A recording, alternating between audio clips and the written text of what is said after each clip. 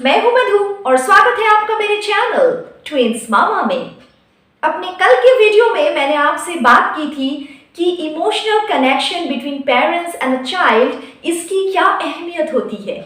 उसी के कंटिन्यूएशन में आज के वीडियो में मैं आपसे कुछ टिप्स शेयर करने वाली हूँ, जिससे इवन इफ आप वर्किंग पेरेंट्स हैं, अपने बच्चे से ये कनेक्शन बना पाएंगे और अपने बच्चे के साथ इस इमोशनल कनेक्शन के जो भी एडवांटेजेस मैंने पिछले वीडियो में बताए थे, वो सारे एडवांटेजेस आप प्राप्त कर पाएंगे। एक्चुअली ये जो इमोशनल बॉन्डिंग होता है बच्चों के और पेरेंट्स के बीच में, ये एक बहुत ही नेचुरल सा प्रोसेस है। लेकिन आजकल की फास्ट पेस्ड लाइफ में हम अक्सर इतने बिजी हो जाते हैं कि कहीं ना कहीं ये इमोशनल बॉन्डिंग कम होता जा रहा है। तो अभी मैं आपसे बताने वाली हूँ कुछ simple yet incredible and powerful tips, जिनको फॉलो करके आप फॉर श्योर अपने बच्चों से एक इमोशनल कनेक्ट बना पाएंगे।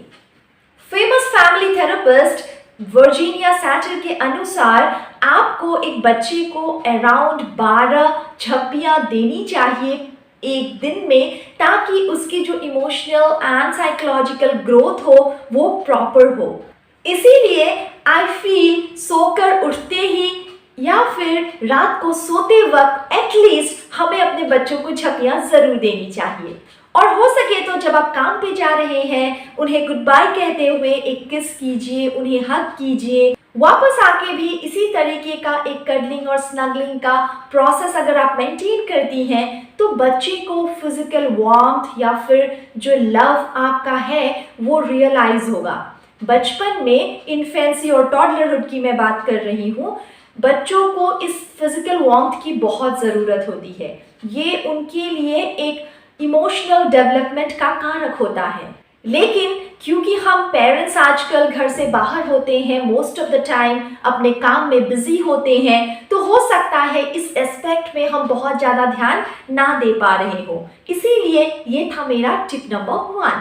टिप नंबर 2 है बच्चों के साथ खेलें। बच्चों को खेलना बहुत पसंद है, तो आपके बच्चे के इंटरेस्ट के हिसाब से वो जो भी खेल खेल रहा है, आप भी उसमें पार्टिसिपेट करें। मैं ये नहीं कह रही कि पूरा दिन आपको खेलना है, जो भी 5, 10, 15 मिनट जो भी आप स्पेयर आउट कर सकते हैं, उस टाइम में बच्चे के साथ बच्चा बनकर उनके खेलों में शामिल हो।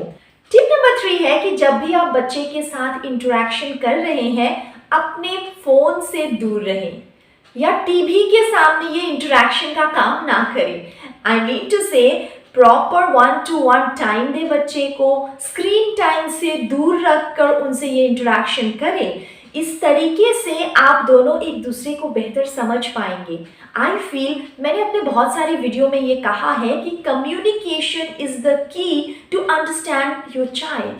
अगर आप बच्चे से बात करेंगे तभी आपको समझ आएगा कि आपका बच्चा कैसा है, क्या चाहता है, किस बात से डरता है, एटसेट्रा।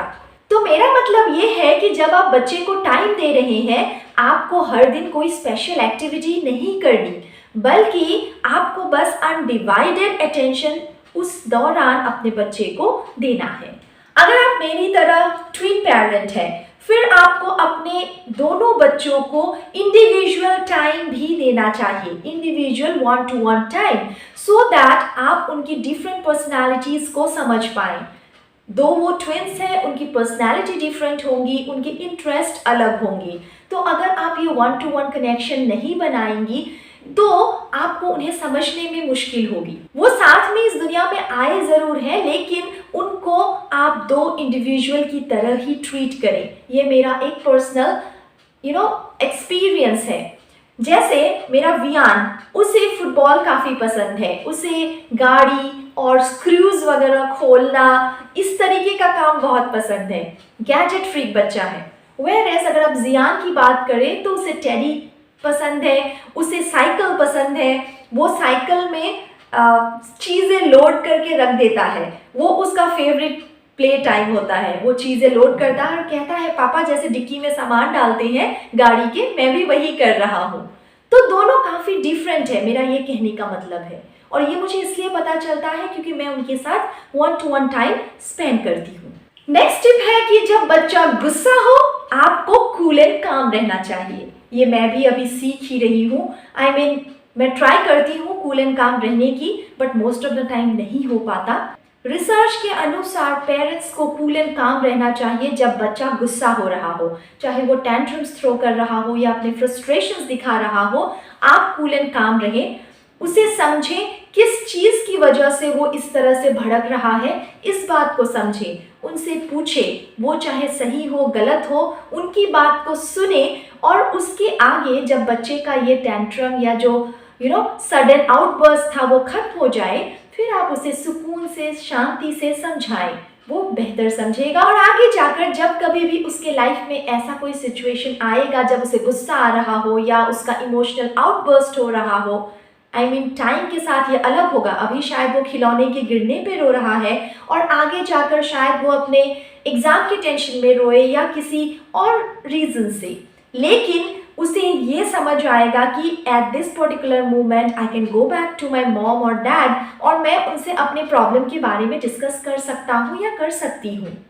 तो इन द लॉन्ग रन इसके काफ़ी एडवांटेजेस हैं, लेकिन मैं फिर से कहूँगी ये बहुत टफ है। मैं भी इसे इम्प्लीमेंट करना बस सीख ही रही हूँ। नेक्स्ट बात है कि इमोशनल कनेक्शन को बिल्ड करने के लिए सबसे ज़रूरी है कम्युनिकेशन और लिसनिंग।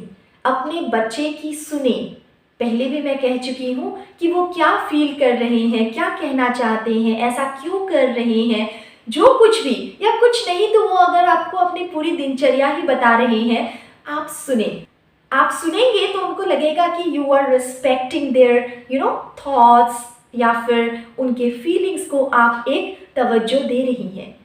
इस तरीके से आपके बीच ये इमोशनल बॉन्ड काफ़ी स्ट्रॉन्ग होगा।